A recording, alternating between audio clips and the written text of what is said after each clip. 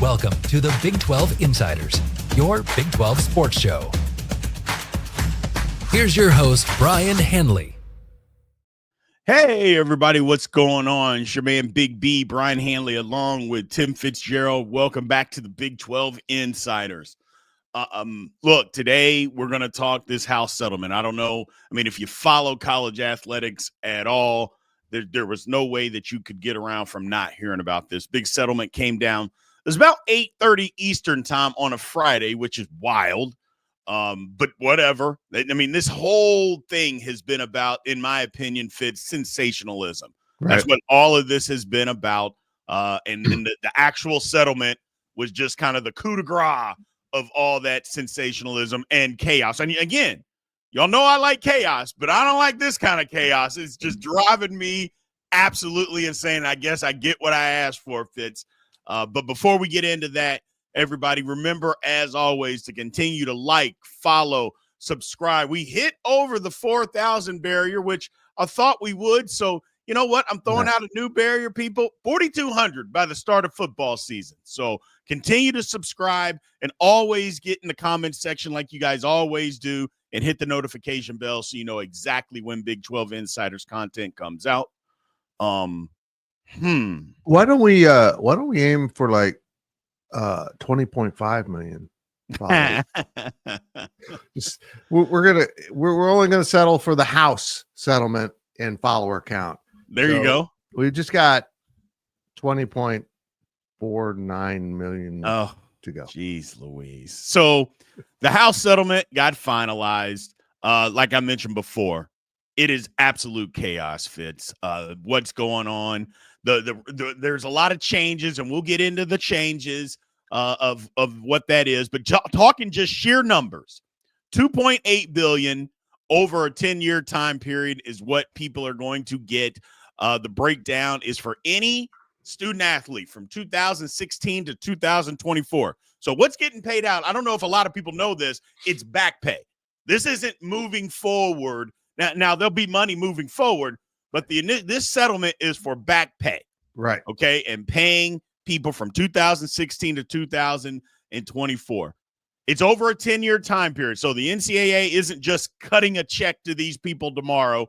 They've got money. First of all, the NCAA has got money. They'll put it into a separate account. That money will grow interest over time. So it's not like, it's a lot of money, but they're going to make some money off the interest to pay some of this stuff out. So they're not going bankrupt over this. That's what they avoided by doing the settlement. So if you break all of that down, though, Fitz, the sheer numbers of it, it comes to about $7,200 per student athlete. That's what we're talking about. It's a little less than that, but let's round up. $7,200 is what it is. And again, it's not like they're cutting them a check tomorrow, because that could have got, I know if you live in New York or higher end places, the cost of living way up, but just normal places, $7,200 would get people an apartment for 4 to 6 months. But they're not even doing that. No. It's about $717 a year for the next 2 years. 10 years. The 10 years, excuse me. Yep. Yeah, a car payment. A little more than a car payment, depending on what kind of car you have. A car payment. That's what we're talking about. Now, don't get me wrong. Somebody that just graduated college, hey, for the first 5 years, I mean, that's a lot of money. Hey, I get it. That makes your car payment. But you're not getting rich. You're not. And I think that's what a lot of people thought here, Fitz, is that, okay, they're going to get a ton of money. They're going to get rich. They're going to be set up. That's not what happened here at all, was it, Fitz? No, because first of all, I want to say this. I don't know why they're owed anything. Yeah. I don't understand. They signed up to be a student athlete. And look, I'm not a legal scholar, let alone an attorney, but this lawsuit's not made sense to me. I can see saying that things going forward need to be changed, but how a judge arrives at this number, it's so arbitrary and just out of the thin air. It's insanity to me.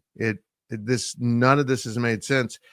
And the thing I keep coming back to is this was a swimmer. And I think a women's basketball player was involved too, but mainly the swimmer was his house. And this is going to decimate the sport of swimming in many ways, because that's going to be a high expense sport, because now you've got a lot of student athletes you're going to have to pay. You see, the interesting thing here for me, Big B, is it's $20.5 million per school. I cover Kansas State. They have the minimum number of sports.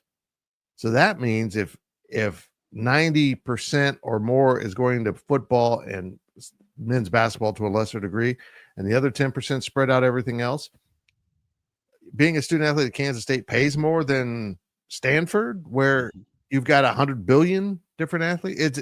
None of this makes sense to me, but it is the reality, and they need to codify it with Congress. Good luck with that, but the lawsuits aren't ending because of this. Not right now. Without Congress, the lawsuits will just start all over in a different way. Yep. College sports will be decimated unless they codify this agreement and come to some kind of protection. And, for both student athletes and universities through law. You've got to have some law now, because this is total disorder. Yeah. I mean, that's why they got to have Congress step in, because they want to, okay, hey, we've got some rules here. We need to make this a law. We need you guys to make this into a law so that they don't get sued. But what nobody's talking about, Fitz, and I just want to hit on this point real quick to get to another point that you made, is the universities are going to start suing these athletes too. Nobody seems to want to talk about that part, because we're giving you this money and they're going to say, well, we're going to sue because you don't let us do this, this, this, and this. Well, then there's going to be some schools that are going to fight back and say, well, hold on. You didn't stand up to your end of the bargain and we gave you this money. Why can't we fight back against you? Hey, you got hurt. Sorry, we need some of that money back. Just like in professional sports, they have insurance clauses, and stuff. When guys get hurt, that's who pays out the money. So, hey, none of that's enforced here. We need some money back. Yeah, I'm sorry you tore your ACL. I'm sorry your career is probably never going to be the same. Sorry, but we need some of that money back that we gave you. That's going to, if people don't think that that's going to happen, you're lying to yourself. Yeah. It for sure is going to happen. Would that make the university look bad? I don't think they care at this. They don't care at all, because they already look bad. They're already in this position. It's like, look, if you're going to continue to sue us over everything under the sun, then we're going to sue back and we're going to fight back. They're not just going to bend over, Fitz. They're just not going to bend over backwards and continue to take it. They're going to fight back. And in some of these cases, they're going to win. Yeah. And then what happens? Because you're talking about universities suing. I use student athlete because it's very loose of a term these days, but they're going to sue some of them and they're going to win. And then what? It'll be, again, as I mentioned, chaos. But here's the thing that I want to get to, because you brought up an outstanding point. You brought up that you cover Kansas State, which everybody under the sun knows. And you said that it's going to hurt the sports, not football necessarily, not even necessarily men's basketball, to lesser extreme women's basketball, but the other Olympic sports. It's going to hurt that. And I feel like Title IX is going to end up going away, number one, because it's not going to be an equal distribution of the money. But we'll talk about that here in a minute. But my thing is, Fitz, and my question to you, how many of these universities that you mentioned, K-State has the minimum number? How many of them just say, you know what? Yep. Doesn't matter about the minimum number anymore. Like softball, women's softball is actually a popular sport these days. They've come a long way, and it's compelling to watch. People watch it. That's why it's on ESPN. ESPN's not putting something on that is not making money. So that doesn't have advertisers and revenue. They're not doing that. People are watching it. What if a team, a Kansas State, and again, other schools out there just say, you know what? Let's get rid of women's tennis, rowing, women's cross country, and something else, and let's build a foot or a softball team, and let's do that. What's going to keep them from doing that, Fitz? Because clearly this is all about money. What if they just decide to do that? I'm assuming that this house settlement is that. I mean, that is the last thing that they wanted to do.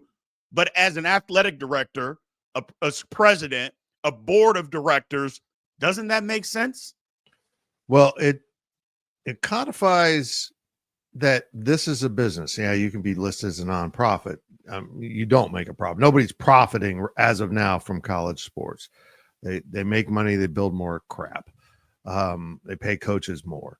But I'll be interested to see how schools approach this. Softball has an opportunity to at least create some revenue. Mm-hmm. I'm not talking profit. Only in the real picture, only football and men's basketball turns a profit. But most sports have nominal revenue. Right. And I think universities, athletic departments are going to look at any sport that involves a high number of student athletes, because we got to pay all of them, and maybe some expenses that add up. I don't know, maintaining facilities for diving and swimming team. Just like House competed at, I believe, Stanford. That seems like a sport you'd get rid of. If you got a bunch of student athletes, that's what I'm concerned about, is this is going to decimate some sports in a selective way. But I also think it's good for universities, for athletic departments, start thinking more like a business. Yeah. What sports, and it just makes so much sense. Why don't you provide sports that people want to come and pay to watch as much as possible? That's not going to be true everything. And I think I'm going to stick with my Kansas State thing. Kansas State does not offer softball, a huge sport in high school, and wrestling, a huge sport in Kansas high schools. Mm-hmm. Why wouldn't they start to look at that Yeah. and say, what if we lopped off these sports and added these sports? But again, wrestling might be one of those high body count sports you don't want to have. Big B, there's just so many angles that athletic directors have to now look at. How are we going to make this work? I just saw the Texas Tech Booster Club is going to provide, 85, 90% of the money. I can't remember what the exact number was, but a significant amount of the $20.5 million a year. So does that now go? Does other schools follow suit? But you still need to raise money for the scholarships. That's what those funds were originally for, a scholarship fund to help defer the costs of an athletic department paying for the scholarships. And in reality, the university should be paying these scholarships. Correct. Not the athletic departments. I don't think most people realize that. Most universities, the athletic department literally pays the school for the student athletes. I think that should be a function of the university marketing. That's why you have athletics, is to have an extension of your university. And these athletic departments are going to need financial relief and need it in numbers that they haven't had for years, because this is a shocking and sudden change to budgetary realities. Absolutely. Let's talk about some of the winners and losers in this old thing. In my opinion, and feel free to disagree, Fitz, because we didn't talk about this beforehand. No. As far as winners, I think some of the winners, like Big East basketball. I think Big East basketball is one of the real winners, because they don't compete at Power 4 level football. Most of them don't compete really even at FCS level. And the first thing to go for some of them that do, they'll just say, sorry, football, we're not doing this. We're not I think Georgetown has football. Do most people even know? No. Yeah. They're just going to say, no, we're not doing it at all. But like a Marquette and a Xavier, they just don't have football.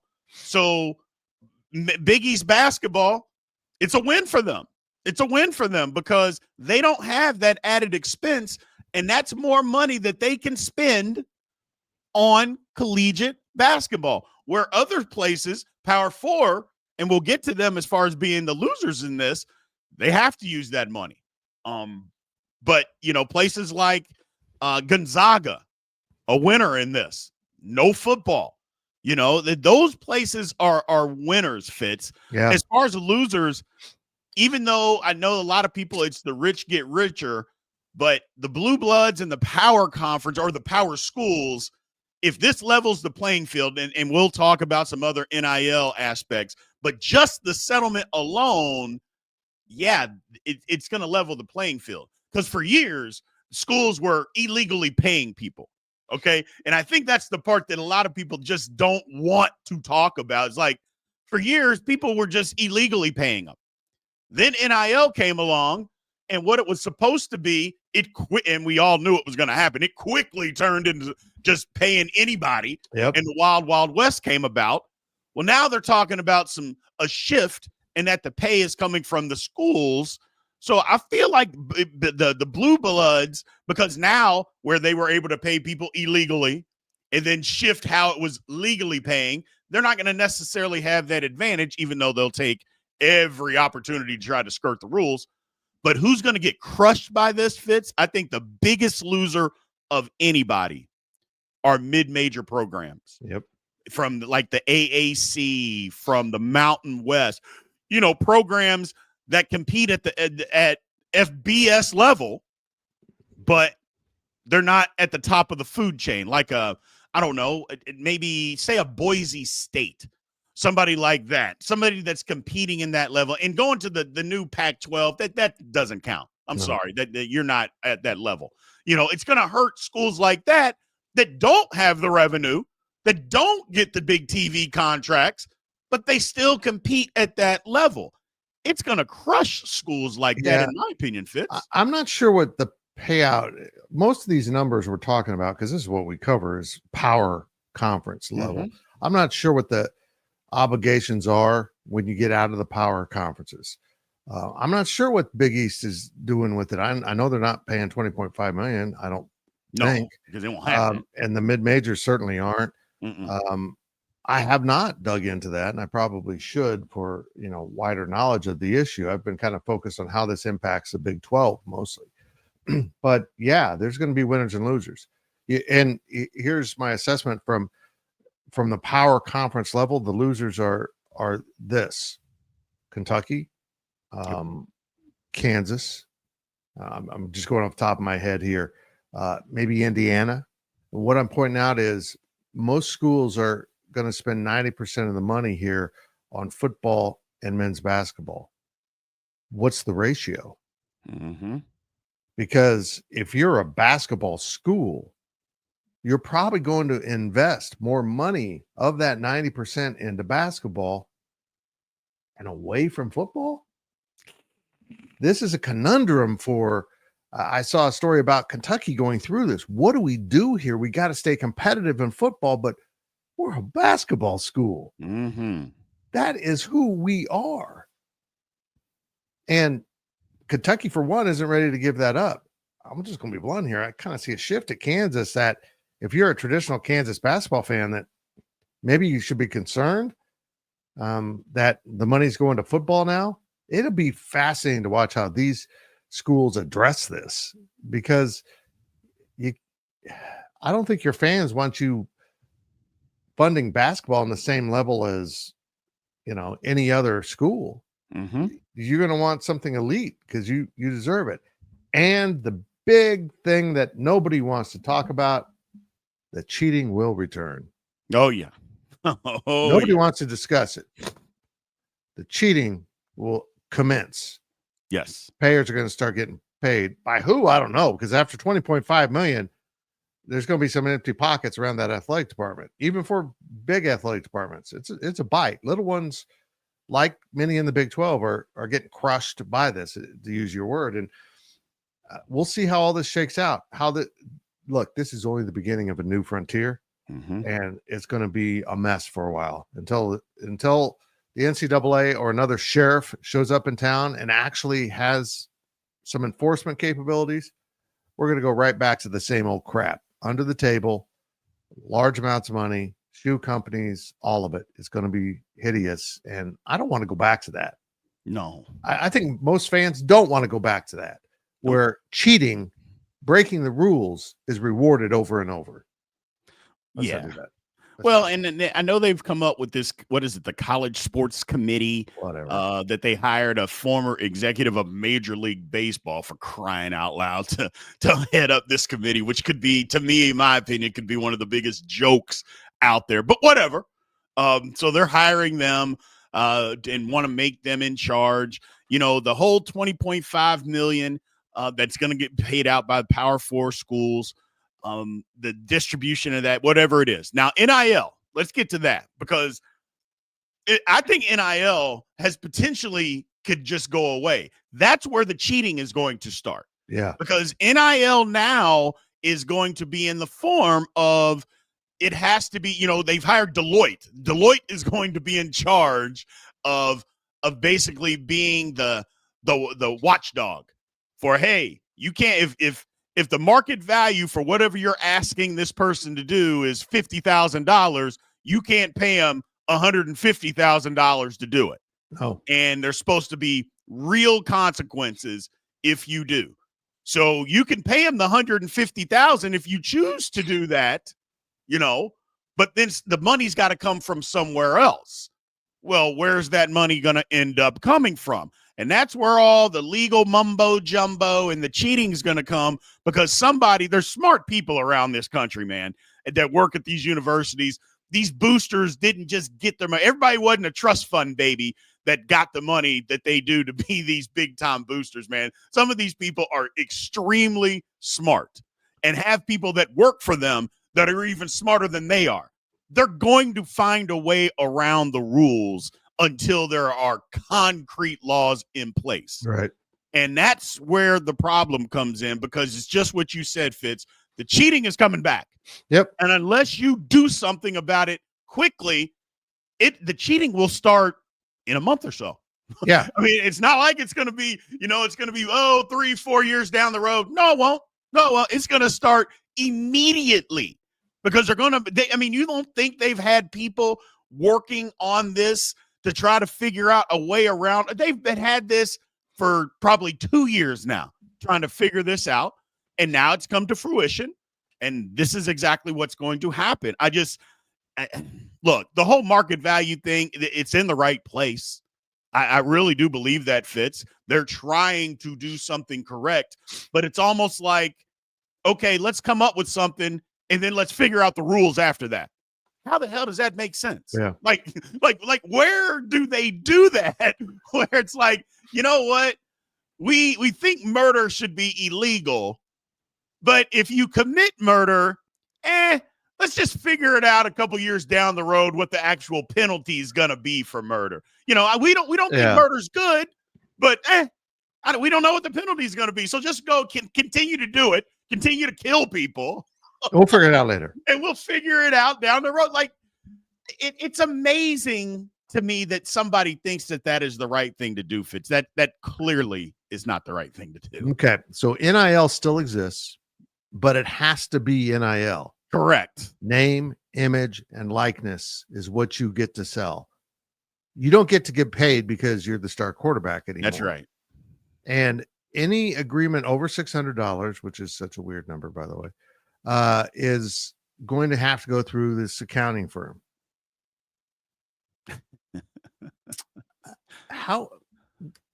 This is what I don't get. Okay, so you're going to be pitching cars.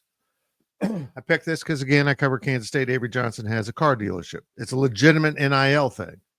Most of his NIL is actual NIL, not just here's some money. And he's working with a car dealership in central Kansas. What if you're dealing with a car dealership in LA? Does that money now multiply over and over compared to what Avery Johnson get paid? How does this accounting adjust for different markets? It's just so, I don't know how they're going to do it. I don't, but I can turn everything into a rant about Greg Sankey. It's a gift. I don't know. I was born with this. Apparently I didn't realize until recently. I was kind of caught off guard by his active participation in all this, and trying to get everything set in stone and getting Congress involved, and then it just hit me. He wants to go back to the old rules. Yep. That's what's not being communicated. What's happened now that everyone can pay anyone money to come to their school? SEC hasn't played for national championships, have they? Last 2 years, they haven't. It's worked against them because now everyone's kind of doing what they've always done, and we've known it. They can deny it, but we all know that they've been paying players. Everyone knows it. Yep. Just stop denying it. He looks at this as an opportunity to go back to that. Everyone's going to start playing by these new rules. And guys, go back to what you were doing. Let's get that talent. Let's start winning those games and winning national championships, even if we're cheating. We can go back to what we were doing. And I think that's why he's so involved in this. He sees it because everything he does is through one lens. What benefits the SEC? And I don't care if it screws everyone else. So that's caught me off guard why he's participating. And now it seems obvious. They're going to go back to just blatant cheating because there's no arm that seems to be in place to really enforce that. Right. Yeah, the accountants are going to look at legal contracts that you put out in public. But how about, hey, here's your $600 and here's another $60 from the boosters. Go back to the handshakes, Big B. This doesn't help everything. It really doesn't. It's going to set off a whole new chain of events. It absolutely is. And like you mentioned, until there's some laws or something that's in place, and again, the enforcement, but we've seen how that enforcement works. The NCAA was supposed to be quick. We've seen how that works. The NCAA might take a decade to come back and figure out, and then just to tell you, nothing to see here. I mean, ask Miami how that worked. They put Miami through the ringer for like 6 years for them to just come back and say, okay, yeah, we really couldn't prove a whole lot here, so thanks. But while it crippled the program, and that's what, and maybe I think that was their intention all along. That's kind of why people are done with the NCAA, because you decided to cripple a program just by making them wait for certain things, which in my eyes is insane. But it was never fair because you cripple Miami for paying people while North Carolina literally created for almost 2 decades fake classes that people were taking and nothing happened. And because all students were able to take a class, it wasn't just the athletes. I'm like, academic fraud? Nothing? Got it. Okay. So, but before we close this out, Fitz, Title IX. Want to come back to Title IX with all of this. Look, to try to say that everything has necessarily been equal is ridiculous. I think that what happened now, you look at like a school like Texas Tech. Like Texas Tech softball, they were paying a pitcher $1 million. They signed that deal, yep. And I think it was outstanding. I think it's incredible to be able to do that. Look, we've got an opportunity here, and they did. They capitalized on it. They were national runners up, so it worked. But moving forward, are you going to be able to still do that? Because again, if you can't pay people the way that you're doing it now, and all this money is going to go towards football, and Tech is a big player in all of it because they pay a lot of people in basketball. That's another school. They're not necessarily a blue blood in basketball. That's another school, Fitz, that uses the transfer portal and NIL to their advantage right now. That's going to change. Yep. So my question is, first of all, Title IX, I just think it's going to go. I think it's going to go away. I really do, because there's going to be some schools that are going to, and when I say go away, I mean, I think they're going to collapse some women's sports to maybe build up 1 or 2 women's sports. That's just my personal opinion. Well, I think that's where they're at with it. There's a lot of confusion about Title IX, and it's something through my life I've kind of paid a lot of attention to. It guarantees equal opportunity, not outcome. It doesn't. Correct. It doesn't guarantee equal amount of funding. It doesn't. You've got to have the same amount of athletic opportunities roughly for men and women. Correct. That includes walk-ons, Big B. Just roster spots. You're going to make me step on a third rail here. The biggest threat to Title IX isn't this case or the funding of college sports, it's our apparent inability to define what's a woman. How do you offer athletic opportunities when all of that is so vague all of a sudden? Who this is pushing the limits of Title IX, because those spaces aren't being protected properly. And I don't know how it's going to survive that in court. That's going to come. Someone's going to sue that a female opportunity is being taken, and now the courts are going to have to decide, okay, is this the right? We're in for so much fun. We're going to just, it's going to be, oh my goodness, what a mess college sports has become. And it's my belief that quite often when you go to the courts to litigate and clarify in these situations, it ends up with utter destruction and chaos, which is exactly where we're at right now. Yeah, no, I'm with you. My thing is the equal opportunity. Like when it comes down to all of this, I guess the question is, and this again, you talked about a third rail. I'll just go ahead and say it. Does it have to be equal opportunity? Like if it's about revenue and it's about business and it's about money, at what point are universities going to fight back and say, hold on, man? That's why I say I think it's going to go away. Because at what point are universities and athletic departments and boards are they going to say, stop? We can't continue to have 7, women's sports that literally cost us $2 million just to have, when we could cut it down to 1 and lose 100,000. Why would we continue to do that if we don't have to do that when we're giving the money to somewhere else? And again, you talk about lawsuits. I feel like that's just something that's just down the road. Do I want it to happen? No, absolutely. I don't think any rational person wants that to happen. But reality is reality. And when we're talking about money, I'm just saying people are going, that's going to come up. That's my fear, is that it's going to come up in some of these women's sports and men's sports too. Don't get me wrong. There's, you mentioned it, the swimming and the diving team, the cross country team, the tennis team. Some of that's going away, Fitz. Yep. Some of that's going to go away because they're like, why are we going to continue to fund this? We don't have to do this, man. There's no reason. We can make them a club team and let them find the funding themselves. We don't have to continue to do this. It's clearly been made about money. I just have that fear for Title IX that universities are going to fight back on it. And my fear, real fear, Fitz, is they're going to win. Here's how they win. And I don't want to say it's winning. Right. I think this has been an important function. Of course. For how all of us might have pushed back against Title IX when it was really becoming a thing.